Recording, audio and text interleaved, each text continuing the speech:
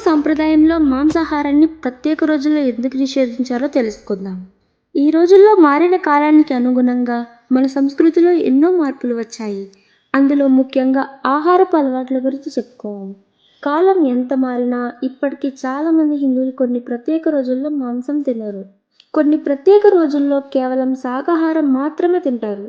ముఖ్యంగా సోమవారం, గురువారం, శనివారం హిందువులు మాంసాన్ని ముట్టరు.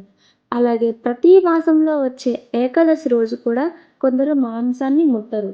సంక్రాంతి, దసరా, సంకటి చతుర్థి, ఆంగారకి చతుర్థి, గుడి పదవ, అక్షయ తృతీయ, దీపావళి నిర్వహించుకునే రోజుల్లోనూ మాంసాన్ని ముట్టరు. ఎందుకు ముట్టారో తెలుసుకుందామా? వినండి.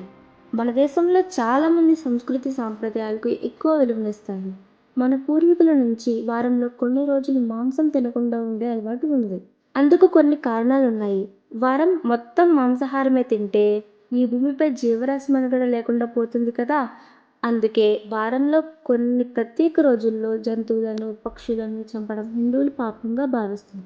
ఆ రోజు మాత్రం తినడం కూడా మంచిది కాదని భావిస్తారు. ఒకవేళ తింటే ఏదైనా అపశకునం జరిగే అవకాశం ఉందని ఆందోళన చెందుతారు.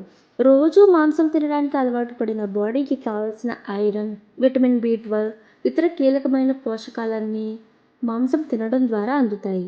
అందువల్ల అప్పుడప్పుడు మాంసం తినాలని మన పెద్దలు ఈ సాంప్రదాయాన్ని పరిచయం చేశారు. కానీ రాను రాను మనిషి రోజు మాంసం తినడానికి అలవాటు పడ్డాడు. ప్రతిరోజు నేను చికెన్ బిర్యానీ తిన్నానని గొప్పగా చెప్పుకునేదాకా వెళ్ళాడు. అలా రోజు మాంసం తినడం ఆరోగ్యానికి మంచిది కాదు.